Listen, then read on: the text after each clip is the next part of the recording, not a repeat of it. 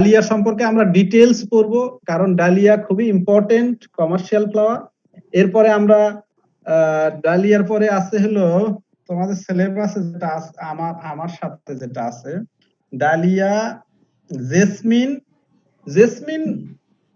Jasmine one kind of commercial flower, but sir আপনি কি screen share করছেন sir? ও sorry, আসলে দেখতে পাচ্ছি না স্যার। হ্যাঁ আচ্ছা ঠিক আছে, আমি স্ক্রিন শেয়ার করতেছি। ওই স্ক্রিন শেয়ার দেখতে পাচ্ছ? Yes sir. জি স্যার আসছে। দেখতে পাচ্ছ? জি স্যার আসছে। স্যার এখনো লোডিং আছে। দেখা যায় না? এখন পাচ্ছি স্যার। জি স্যার দেখা যাচ্ছে। জি স্যার দেখা যাচ্ছে। জি স্যার জি স্যার।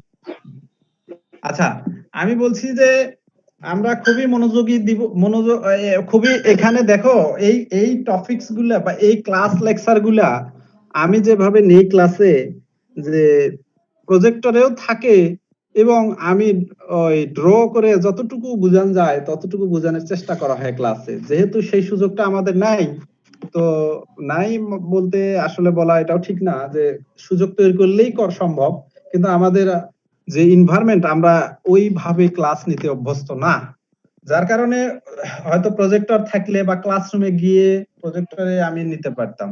তো এনিওয়ে সেই সুযোগটা যেহেতু নাই, তা আমরা এখানে ভালো করে ক্লাসগুলো বোঝার চেষ্টা করব। বিশেষ করে এই যে ক্লাসিফিকেশন অফ ডালিয়া, আমরা প্রথমে ডিসকাস করব ডালিয়া নিয়ে। ডালিয়া একটা কমার্শিয়াল ফ্লাওয়ার। এটার উৎপত্তি বা অরিজিনটা হলো মেক্সিকো। হ্যাঁ, সুইডিশ একটা সায়েন্টিস্ট এর নাম দিয়েছে dahlia. Anyway, classification of dahlia, national dahlia society of England 1983। তোমরা যদি গুগলে national dahlia society of England দিয়ে ক্লাসিফিকেশন অফ ডালিয়া লিখে এটা লেখো, তাহলে এই ফিগারগুলো ওখান থেকে চলে আসবে। বোঝা গেছে? তো আমি সেখান থেকে স্লাইড প্রিপারেশন করেছি। তো প্রথমত আমরা ন্যাশনাল ডালিয়া সোসাইটি, অনেক ধরনের ক্লাসিফিকেশন থাকতে পারে ডালিয়ার, তার মধ্যে আমরা এই national dahlia society of England এটাকে ফলো করব। পরীক্ষা আসলে এটাই আমরা লিখব। তো সিঙ্গেল ফ্লাওয়ার ডালিয়া, আমরা ক্লাসিফিকেশন যদি বলি সিঙ্গেল ফ্লাওয়ার, এখানে বোঝা যাচ্ছে যে সিঙ্গেল ফ্লাওয়ার, অর্থাৎ এখানে ডালিয়ার পাপড়ি গুলো যা আছে, পাপড়ি, এই পেটাল গুলা, এগুলোর উপর ভিত্তি করে আসলে ক্লাসিফিকেশন করা হচ্ছে। তো দেখো ফিগার, প্রথম ফিগারটা দেখো, মাঝখানে একটা হলুদ ডিস্কের মতো আছে, সেখানে অনেক ধরনের এই যে ডিস্কের চারপাশ দিয়ে বড় বড় পাপড়ি আছে। এই পাপড়িগুলো একটা সারিতে, একটার সাথে আরেকটা কি সুন্দর করে অ্যারেঞ্জমেন্ট করা আছে। তো একটা সিঙ্গেল রো মানে এক সারি পেটাল পাপড়ি দিয়ে গঠিত, সেটাকে বলা হয় সিঙ্গেল ফ্লাওয়ার ডালিয়া। কি বোঝা গেছে? বোঝা যাচ্ছে নাকি? তোমরা কি শুনতে পাচ্ছ? জি স্যার। জি স্যার। সিঙ্গেল ফ্লাওয়ার ডালিয়া কি দেখতে কিছুটা কসমসের মতো? স্যার আরেকবার যদি বলতেন। আমি বলছি যে পেটালের উপর ভিত্তি করে এই যে সিঙ্গেল ফ্লাওয়ার, ডাবল ফ্লাওয়ার এরকম করা হয়। তো এখানে সিঙ্গেল ফ্লাওয়ার বলা হচ্ছে যে সিঙ্গেল রো অফ পেটাল, অর্থাৎ সেন্টারে যেটা আছে ডিস্কের মতো একটা হলুদ, তার চারপাশ দিয়ে যে পেটাল গুলো আছে এগুলো এক সারি হবে, একটা সারির পেটাল, অর্থাৎ পরের গুলো গেলে বুঝতে পারবা সিঙ্গেল ফ্লাওয়ার ডালিয়া। এরপরে দেখো নাম্বার 2, এনিমন ফ্লাওয়ার ডালিয়া। এখানে বলা হচ্ছে যে ডিস্কটা কিন্তু দেখা যাচ্ছে না, সেখানে ওই পেটাল গুলা টিউবের মতো করে বের হয়েছে। হওয়ার পর একটা পর্যায়ে পেটাল গুলা কি করে, ওই পেটাল অর্থাৎ পাপড়ি গুলা ওই ছড়ায়া যায় নিচে। দেখো নিচে একটা লাইন রো তৈরি হয়। তাহলে এরকম যেহেতু অনেক পেটাল এখানে বের হয়েছে, সেগুলো আস্তে আস্তে সময়ের সাথে সাথে সেগুলো কি হয় যে ওই ফুটে যায় যে পাতার মতো পাপড়ি তৈরি হয়। তো এখানে বলা হচ্ছে যে এই যে পাপড়িগুলো এক সারিও হতে পারে, or more row of petal, একটা সেই এনিমন ফ্লাওয়ার ডালিয়াতে একটি সারি পাপড়ি হতে পারে, অথবা একাধিক, মানে ওয়ান মোর অনেকগুলো পাপড়ি হতে পারে। সেটা হলো ফিগার 2, এটাকে বলা হয় এনিমন ফ্লাওয়ার ডালিয়া। এরপরে আসতেছে কোলারেট। দেখো সেন্ট্রালে ডিস্ক আছে, হলুদ ডিস্কটা আছে, পাপড়ি কিন্তু একটা লেয়ার না। এখানে ফ্লাওয়ার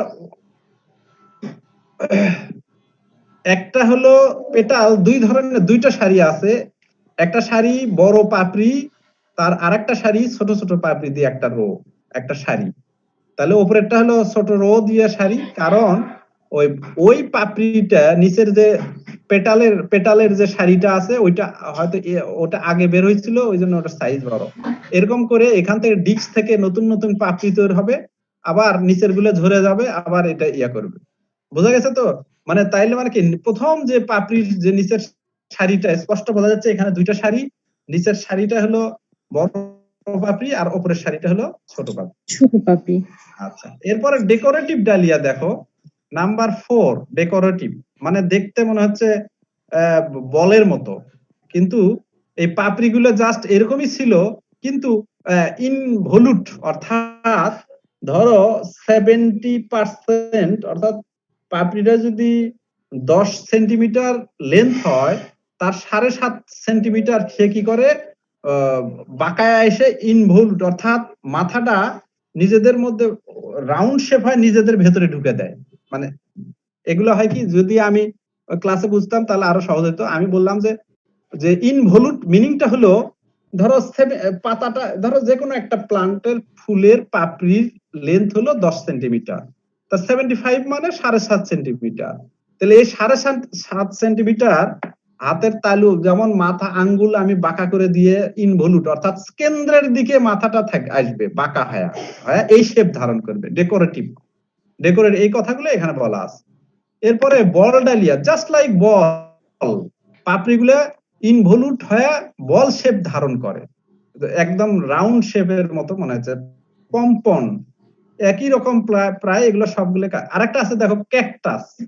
তা ক্যাকটাসটা জাস্ট ক্যাকটাসের মতোই, ঠিক আছে। ওর ওর পাপড়িগুলা, অর্থাৎ পেটাল গুলা পাপড়ি, মানে খুব চিকন চিকন লম্বা ক্যাকটাস শেপ, এই সাদা যেটা, এটা হলো cactus. Star dahlia, just like star shape, এগুলো হলো স্টার। এরপর হলো পৈনি।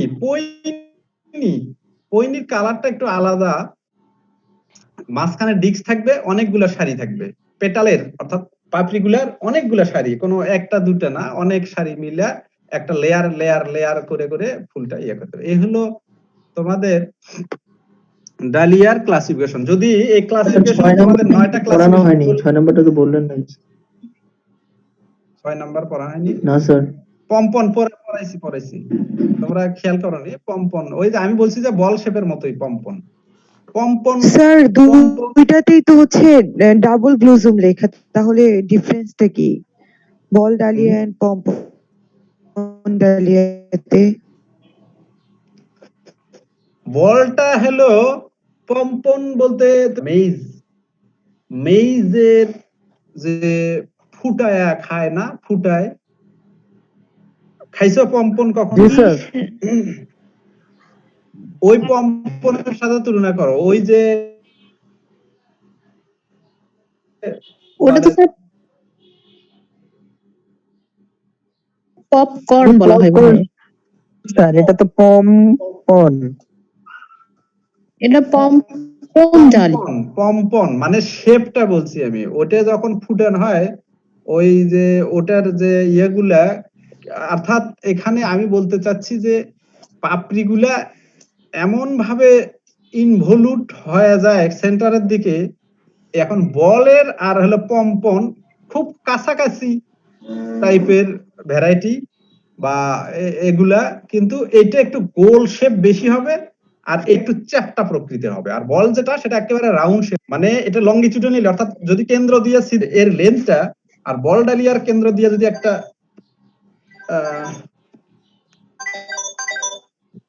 একটু, হ্যালো, আমি ক্লাস নিচ্ছি, কি বলো? হ্যাঁ বলো।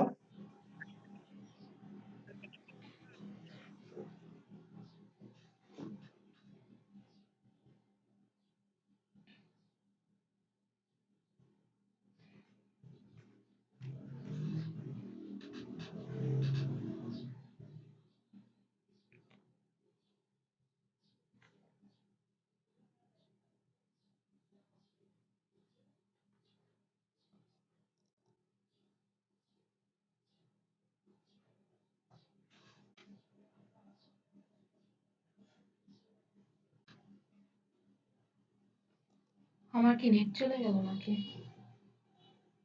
এই একটু অপেক্ষা করো তো, বলছি না। 1 মিনিট 1 মিনিট।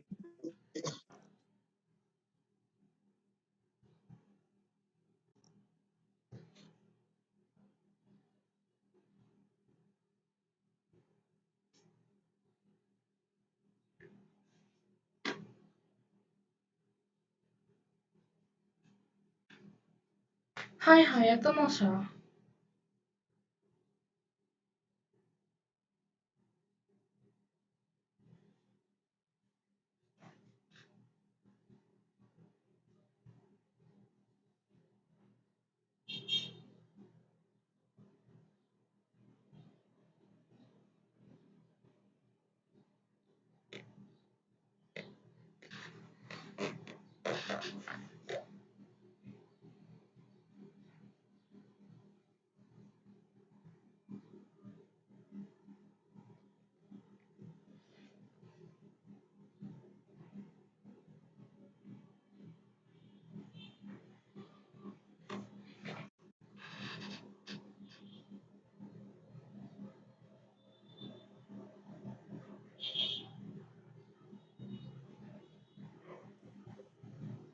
হ্যালো, Yes, জি sir. স্যার। বল আর পম্পনের পার্থক্যটা আমি যেটা বলতে চাইলাম, একটা ফুটবলকে যদি তুমি যে দিক দেই মানে সেন্ট্রাল পজিশন থেকে এ মাথা ও মাথা করো, ওর লেন্থটা ডায়াটা একই রকম হবে, কিন্তু পম্পন ডালিয়ার ডায়াটা কেন্দ্র থেকে এই মাথা ও মাথা যদি ছিদ্র করো, ওটা একটু চাপটা হবে সেন্টার পজিশনে। এই পার্থক্য এরকমই, আর এর থেকে বেশি কিছু আর জানার দরকার নেই। আর জানলে তোমরা প্র্যাকটিক্যালি যদি দেখতা এই ভ্যারাইটি গুলা, তাহলে হয়তো বোঝা যাইতো। আমরা তো প্র্যাকটিক্যাল না, এটা থিওরিটিক্যাল ক্লাস। এনিওয়ে এর থেকে গুরুত্বপূর্ণ বায়োনি ডায়াগ্রাম আমাকে আরেকবার বলবেন? কি কি স্যার বললা? সবার লাস্টে যে ডালিয়াটা দেখালেন। হ্যাঁ স্যার এটা। পইনি পইনি আচ্ছা পইনি পইনি। আচ্ছা পইনি স্যার এটা ডালিয়া। একটু বলবেন, আমরা বুঝি নাই। হ্যাঁ, বললাম এখানে ডিস্ক থাকবে, ঠিক আছে? ডিস্ক মানে কেন্দ্রে কেন্দ্রে যে ডিস্কটা, অর্থাৎ পেটাল দিয়ে তৈরি একটা ডিস্ক থাকে। ওই ডিস্ক গুলা থেকে পেটাল গুলো আস্তে আস্তে সময়ের সাথে সাথে সাইজ বড় হয়ে যায়, এরকম পাপড়ি আকারে শেপ নেয়, পেটাল বড় হয়। আমি বলছি যে পেটাল, এখানে একটা ডিস্ক থাকবে। দেখো বলা হচ্ছে যে পইনি পইনি পইনি কি এটা? Poini dahlia have multiple outer ring of ray floret surrounding a disc. একটা ডিস্কের সারাউন্ডিং দিক দিয়ে অনেকগুলো রে ফ্লোরেট থাকবে, আউটার রিং মাল্টিপল, অনেক অনেক, অর্থাৎ সেন্টারে ডিস্ক থাকবে, outer ring of ray floret surrounding a disc, ডিস্কের চারপাশ দিয়ে এগুলো থাকবে। আর একটা হলো রে ফ্লোরেট আর ফ্ল্যাট অর স্লাইটলি ইনভলিউট, অর্থাৎ ওই পাপড়ি যেগুলো আছে সেগুলোর মাথাগুলো একটু বাঁকা হইতে পারে অথবা ফ্ল্যাটও থাকতে পারে। সামটাইমস হয়তো মাথাটা একটু বাঁকা, 75% না, হয়তো 10% একটু বা 5% একটু মাথাটা বাঁকা হয়ে গেল। এই হলো তোমার এই ক্যারেক্টার গুলো থাকলে সেটাকে বলবা পইনি। ডালিয়াতে আপনার ইনভলভ ইয়াতে প্যাটার্নে থাকবে না নাকি? কিসে থাকবে না? স্যার মানে মানে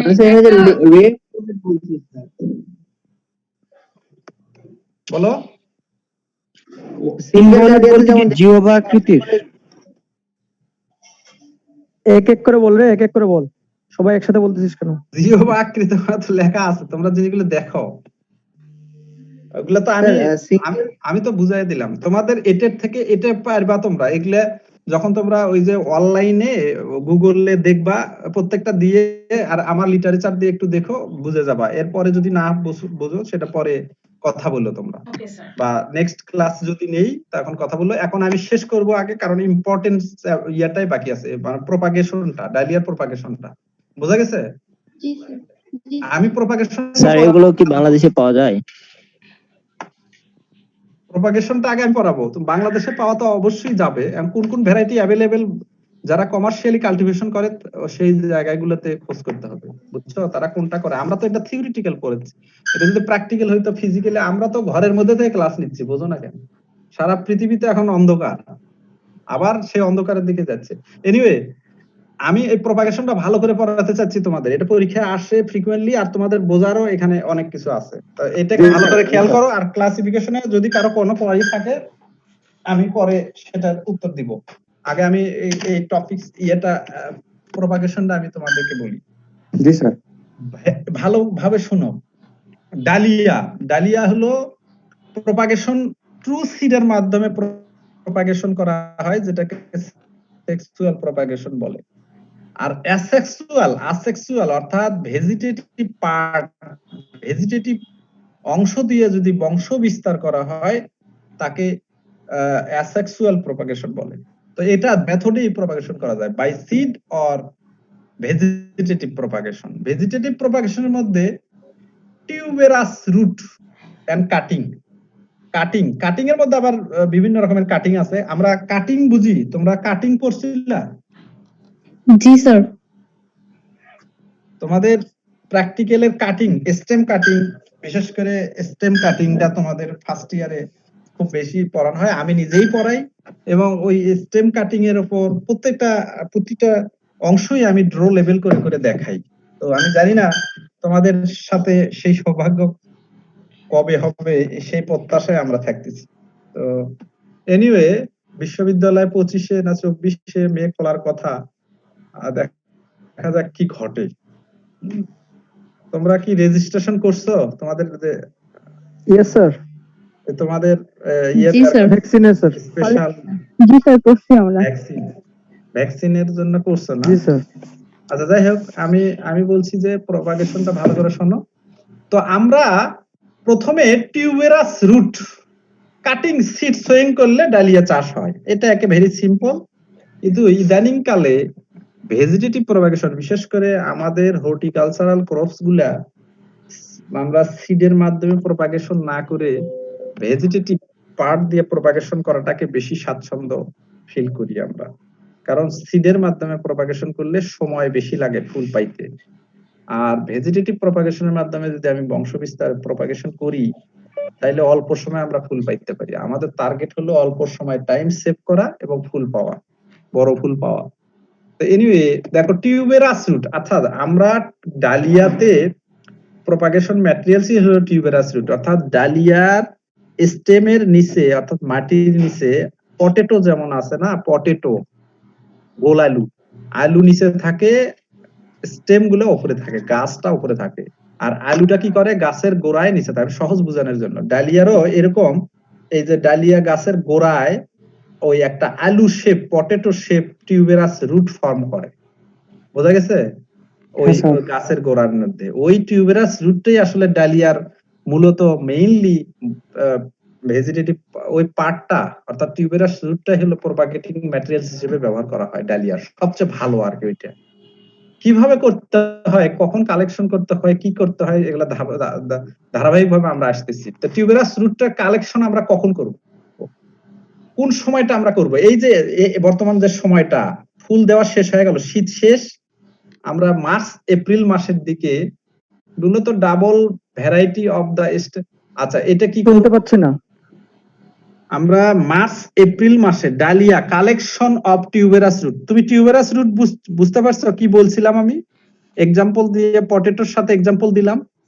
পটেটোর গাছের গোড়া, হ্যাঁ স্যার হচ্ছে আলুর মতোই তো হচ্ছে হয় না টিউবারটা, ওখান থেকেই তো গাছটা হয়। রাইট। আমি বলছি যে কখন আমরা টিউবেরাস রুটটা কালেকশন করব, কখন কালেকশনের সময়টা হলো এই যে এখন যেমন মার্চ মাস, এই সামনের মাস নেক্সট মান্থ হলো এপ্রিল। তা মার্চ এপ্রিল মাসে যখন ডালিয়ার ফুল দেয়া শেষ হয়, এই সময়টায় ওই গাছের যে স্টেমটা আছে, মেইন স্টেমটা আছে, ওটার গোড়া থেকে 20 থেকে 50 সেন্টিমিটার উপরে কেটে দিতে হয়। গাছটা কেটে দিলা তুমি, দিলে তাহলে 20 থেকে 50 সেন্টিমিটার স্টেমটা থেকে গেল। এইভাবে পুরা ডালিয়ার ফিল্ডটাকে কেটে দিয়ে রেসিডিউ গুলোকে পরিষ্কার করে রাখতে হয়। এরপরে কি করে হয়, এই যে তোমার আরো একটু পরে, অর্থাৎ এপ্রিলের শেষের দিকে, যে অর্থাৎ আবার উইন্টার শুরু হওয়ার, রেইনি সিজন শুরু হওয়ার আগে আগে বা এই যে আমরা এখন মার্চ মাসের শেষ, এপ্রিল মাসটার প্রথম দিকে বা এই সময় বৃষ্টি শুরু হওয়ার আগেই আমাদেরকে এই টিউবেরাস রুটটা হারভেস্ট করতে হবে ফিল্ড থেকে। তো প্রথমে আমি কি বলছি, আবারও বলছি যে ফুল দেওয়া যখন শেষ হয়ে যাবে তখন 20 থেকে 50 সেন্টিমিটার স্টেমটাকে রেখে বাকি স্টেমটাকে গাছটাকে কেটে ফেলে দিতে হবে, অর্থাৎ গাছের গোড়াটা থেকে গেল মাঠে।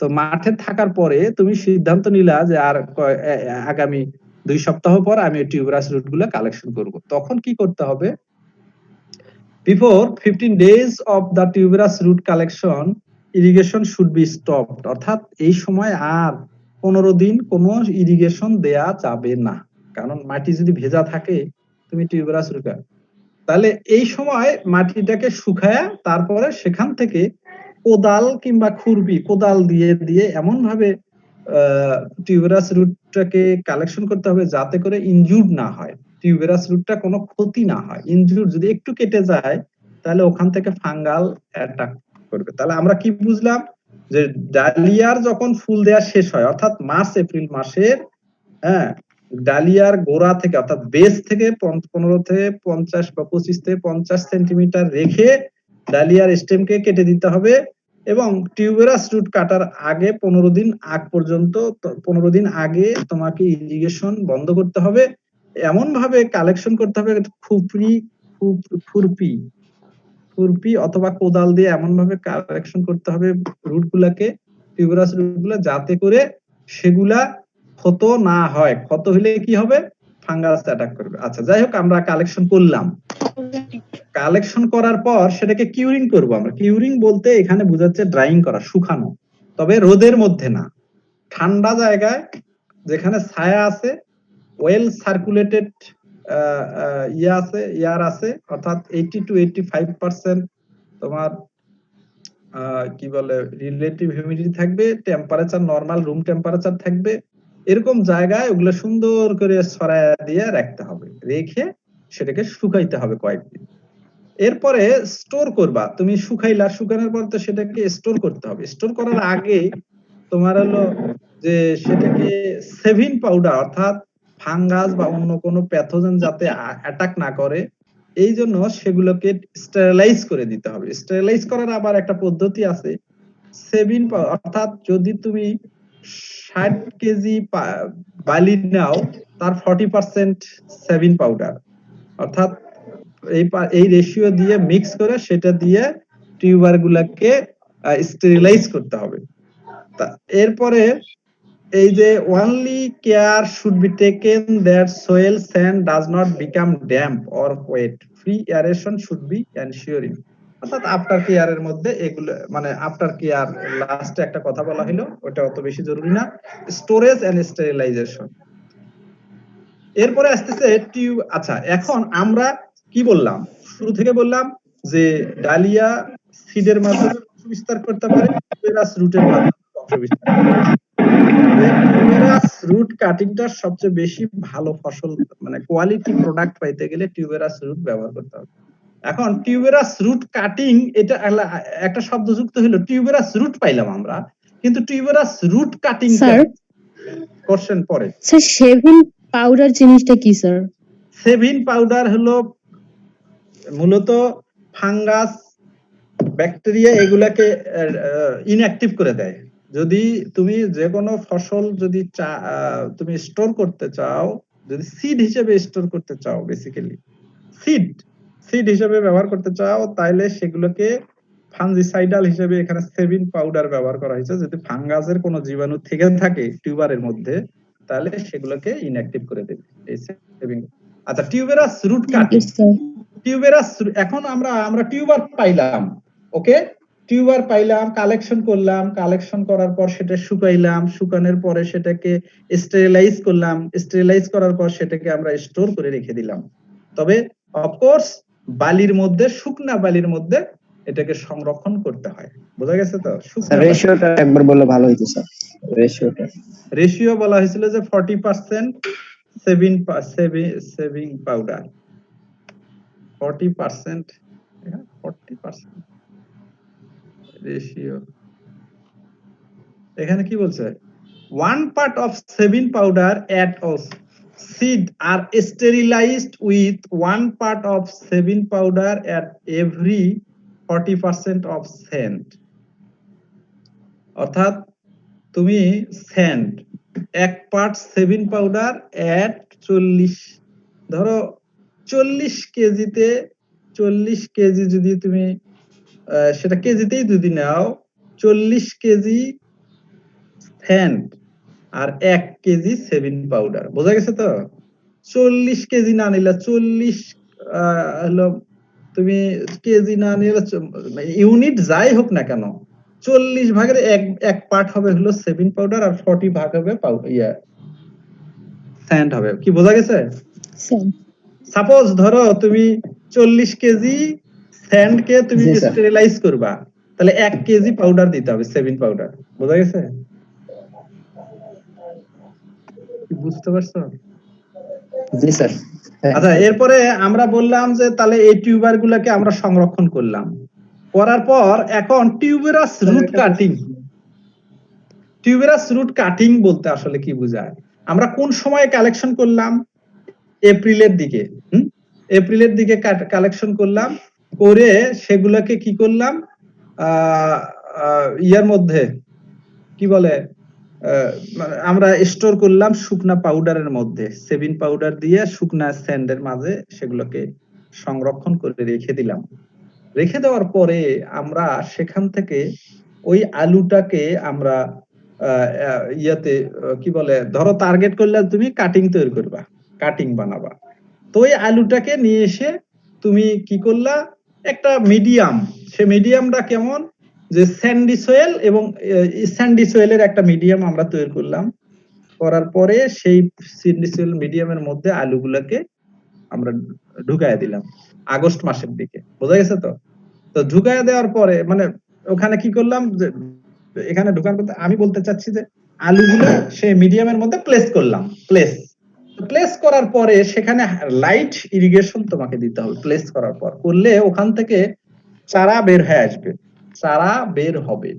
নিশুট বের হবে ছোট ছোট চারা বের হবে সুন্দর হ্যাঁ ধরো 1 ইঞ্চি 1.5 ইঞ্চি চারা হইলো জাস্ট লাইক আলুর মতো দেখো পটেটো কিন্তু ওই আগস্ট মাসের দিকে তোমার ঘরেও যদি সংরক্ষণ করো ওপেন স্পেসে খাওয়ার জন্য সেখান থেকেও চারা বের হয় বোঝা গেছে তো ওইরকম চারা যখন 1-1.5 ইঞ্চি চারা বের হবে শুট বের হবে তখন ওই আলুটাকে ওই একটা পার্ট অর্থাৎ ওই শুটটা ওই চারা গাছটাকে ওই একটা আলুকে কয়েকটি ভাগে ভাগ করা মানে ওই যত ধরো একটা টিউবারে 10টা শুট বের হয়েছে নতুন নতুন শুট তাহলে একটু করে টিউবার প্লাস ওই শুট একটু তাহলে 10টা চারা আমি পেয়ে গেলাম শুট নিউ শুট সহ নিউ শুট উইথ কি tuber new shoot with tuber কি বোঝা গেছে কথাটা হ্যাঁ স্যার ক্লিয়ার না হলে কিন্তু সমস্যা আমরা যদি বোর্ডে দেখাইতে পারতাম তাহলে এত দ্রুত সময়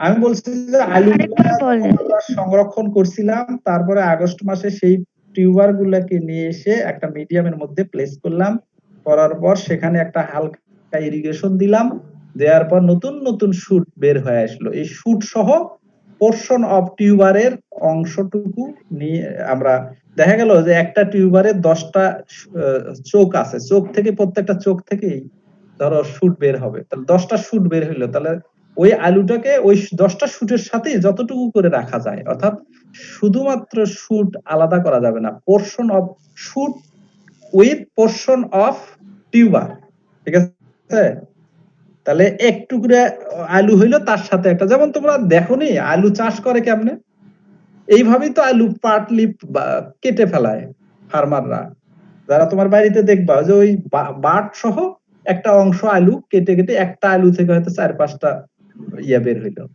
তো যাই হোক শুট গুলা আমরা এরকম সেপারেট করলাম তো এই শুট থেকে এই যে this is called tuberous root cutting বোঝা গেছে তো তাহলে টিউবেরাস রুট কাকে বলা হচ্ছে শুট প্লাস টিউবার থাকতে হবে আন্ডারস্ট্যান্ড ইয়েস স্যার ফাইন্ডিংস হলো shoot plus tuber this is tuberous root cutting তাহলে ওই যে কাটিং গুলো হইলো ওগুলা ভাগ কেটে কেটে আমরা করলাম, ওগুলোকে বলা হয় টিউবেরাস রুট কাটিং।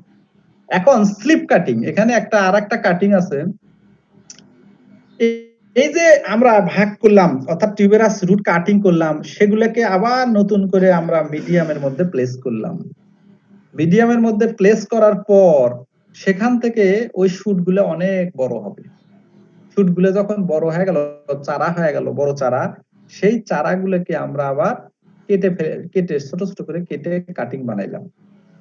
বোঝা গেছে কি বললাম? কল্পনা করো যে না স্যার, এটা বুঝি নাই। টিউবেরাস রুট সহ শুট পাইলাম না, এটাকে বলা হচ্ছে টিউবেরাস রুট কাটিং। এটুকু বুঝছো? জি স্যার। এই ধরো একটা ইউনিট ওখান থেকে নিয়ে আমি আবার নতুন করে একটা পটের মধ্যে বা বেডে আমি প্লেস করলাম। তাহলে ওই শুটগুলো কি আস্তে আস্তে ওই খাবার নিয়ে নিয়ে বড় হবে না? জি স্যার। হ্যাঁ স্যার।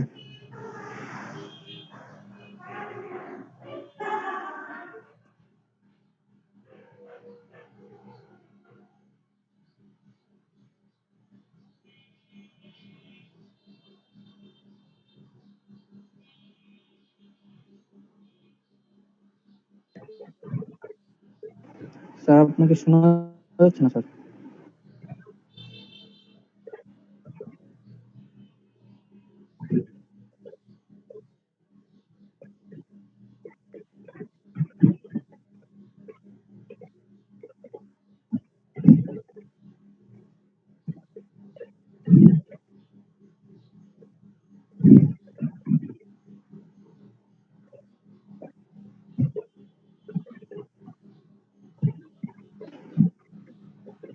আচ্ছা স্যারের মনে হয় কোনো প্রবলেম হচ্ছে। ক্লাস হেল্প করছিস? আর তো কথাই বলেনি রে। স্যার নাই। হ্যাঁ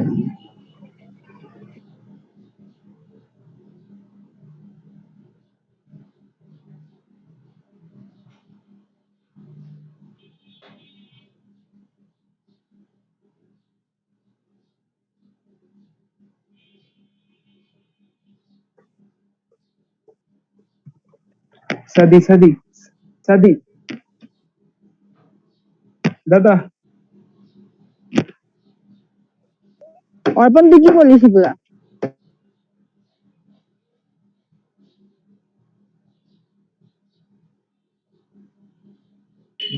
একটা কথা বলি, অনেক সমস্যার ভিতরে রেকর্ড করতেছি, আপলোড দিতে একটু দেরি হবে হয়তো। আচ্ছা ঠিক আছে, সমস্যা নেই। তোরা যে দেখ এটাই তো দিলে হইলো। ঠিক আছে তো, মানে হ্যাঁ তোরা দিতেছিস সেটা নেই। আচ্ছা এগুলো চুপ থাকি স্যার যখন তখন আসতো, এক্সট্রা কথা বলার দরকার নেই।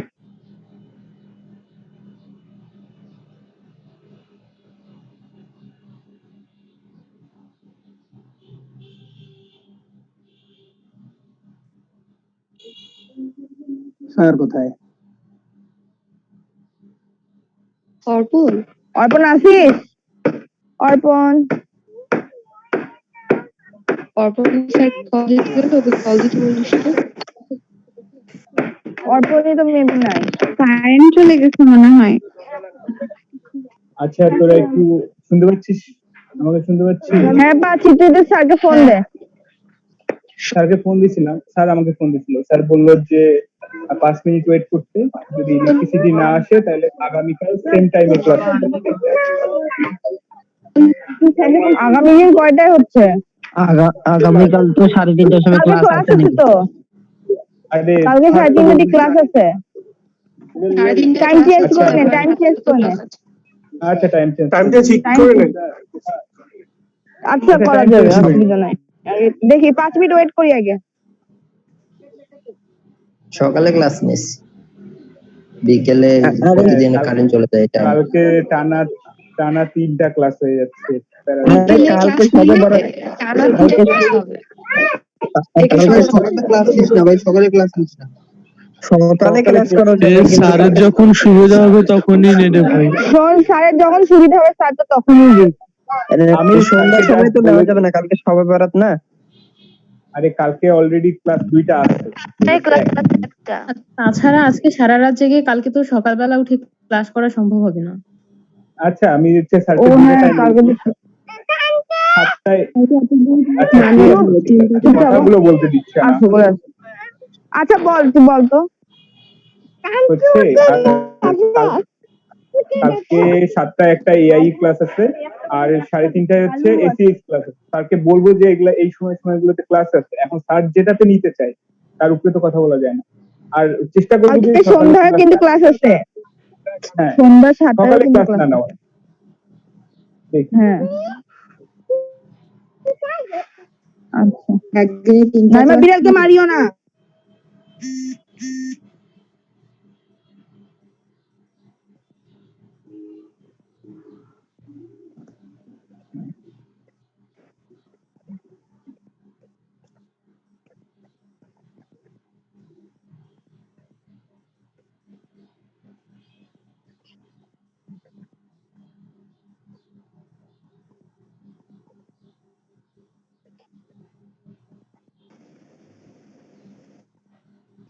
কারেন্ট আসছে। শান্তি